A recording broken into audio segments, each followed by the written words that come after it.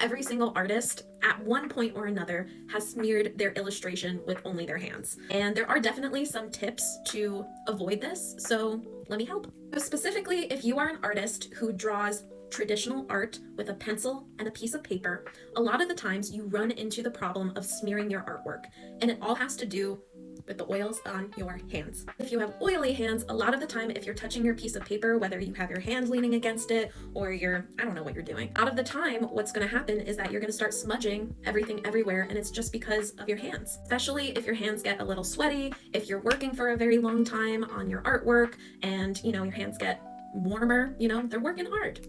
It's gonna happen. So if I run into this problem, I have a couple of solutions. Number one, I check what kind of pencil lead I'm using. So if you are using a softer lead, like a HB, a B, a 2B kind of lead, that's going to be softer lead that's going to break down more on your piece of paper, and it's going to be easier to move around as well. I recommend to switch that out for a H or 2H pencil that is a harder lead, and it's not going to move around as much. Next, I say the position that you hold your pencil and your hand at when you're drawing is also what's going to, help you out. I've personally always been told that you really should lift your hand off of the piece of paper when you're drawing because it allows you to see your drawing a bit better, and you should have your paper angled up towards you so that you can see everything, again, a bit better. By doing it in that position, you are also avoiding smearing anything that you didn't want to smear. Not everyone feels comfortable holding it like that. I personally don't, so there's a couple of other ways that you can combat this too. You can also use a piece of tracing paper.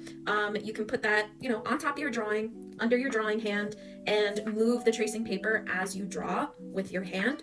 It helps cover your drawing, it helps you out, and you can see through it so that you know where you're going as you're drawing too. And the last thing I would suggest is getting one of these things. This is called a smudge guard. It is basically a half glove made out of a very slippery material. It covers the pinky finger and the ring finger so that when you put your hand down and you're drawing, that the glove is touching the paper and it doesn't smear as much. Now again, I feel like who has more of this problem are the people who have more oily hands.